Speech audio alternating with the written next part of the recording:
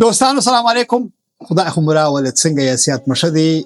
نن زموږ سره یو ځانګړی او بااستعداده هنرمند موجود دی، بهار جان، چې د کالیفورنیا څخه راغلی دی. په نیویارک، په اتلانټیک سټي او په ورجینیا کې د پروګرامونو لري. تقریبا د یو جیش ورځ د ټور دپاره راغلی دی.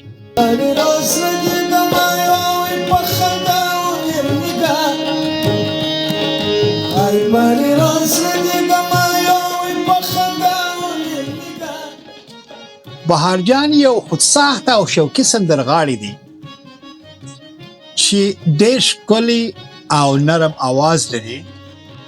هغه په پښتو ژبه، په دري ژبه او په اردو ژبه یې سندرې وایي او د ډېرو کلونو راهیسې دی په بېلابېلو محفلي او محلي پروګرامونو کې حصه اخلي. بهار جان د احمد ظاهر، محمد رفیع، خیال محمد او عبیدالله جان کندهاري مشهورې سندرې په خپل ځانګړي انداز وړاندې کوي. راځئ چې ورسره معرفي مکرمه او ښایسته مصاحبه ورسره وکړو.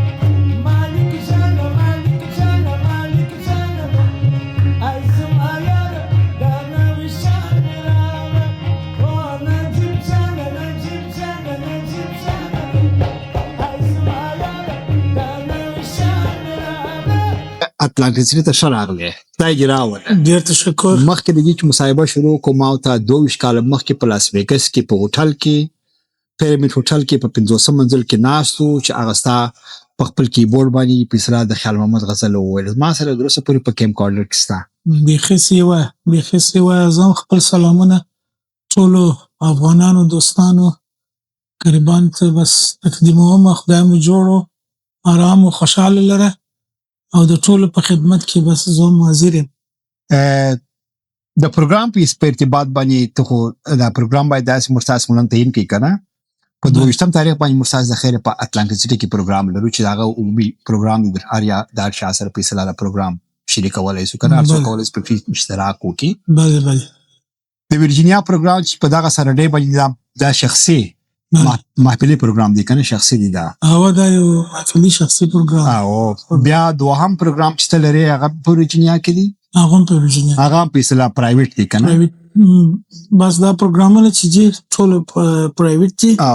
او زموږ ډېټې چې دي د اتلانټیک سټي هغه په اصطلاح کولی د نیویارک خلک هم راسي، د فیلادلفیا دا هم راسي، د نیوجرسي دا هم راسي. کولی شي اشتراک ټوله پکښې وکړي انشاءالله. او پاتې اوس د نیویارک ریپورټ تاسو د اوسه پورې معلوم نه دی انشاءالله. هغه خو نو بس د دوستانو په لاس کې دي، نو چې تلیفون یې راکړی و نو وبګورو چې څه وخت دی پروګرام به د خیر سره تعین کوشه. نو دغه مصاحبه موږ په دې خاطر باندې وکړه چې دا بعض دوستان موږ څخه په دغه په سوشل میډیا کې پوښتنې کوي چې عبدالبهار څوک دی، د ده سوانح چې شي ده، په اصطلاح بیکګراونډ چې شي ده، په اصطلاح هسټري چې شي ده. نو ستا باره کې یو لږ څه ماته ووایه چې مقصد ته خو نو د موسیقي سره بیخي د ډېر وخت څخه شوق لرې وه. موسیقي خو نه وه، خو زموږ پلرونه وو، ماندې او مشران وروڼه مو ټوله موسیقي خوښه وه او هغسې کرار بس ما هم شوق سر پیدا کړي چې دوی د خواندنونه اورېدل د عبیدالله جان او محمد ظاهر جان او محمد رفیع صاحب او خیال محمد صاحب ده. نو ما هم دغسې د کوچنیوالي څخه بس شوق سر پیدا کړي. زما په یاد د 8 کالې وې که د 9 کالې وې د کندهار په جشن کې تا په اصطلاح پر سټیج باندې غزل وویل. ما خواندن کاوه، یو خواندن و د محمد رفیع صاحب، حاجي موسم، هغه خواندن ما یو کوچنی زمزمه راته وایه که یا حاجي موسم یو کوچنی زمزمه به درته وکړم کومه ده؟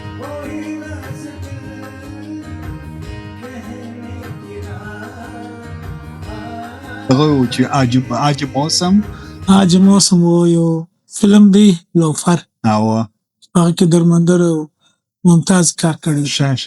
نو هغه د کوچنیوالي څخه بس ما دغه کوي او ډېر تشویق شوی د هغه وخت څخه که نه. بس نو په هغه وخت کې زه کوچنی هم وم، نو دونه نه رسېدلی وم نه شوم، خو یو شوق مو څه درلودی. بس ډېر بیا چې امریکا ته راغلی، بیا چې په اصطلاح امریکا چې راغلم نو بیا مې نور شوق سره پیدا کړي او کرا مو زحمت وکړي. نو موسیقي خو لکه یو اوشن بله نو شاید زه به یو خطره بلنه او یو خطره بلنه داخل نو ډېر مشکل په دا کار محلي دی. پروګرامونو شوقي کې خاندان په دا محلي پروګرامونو کې زه ستاسو سره ډېر پروګرامونه تللی یم.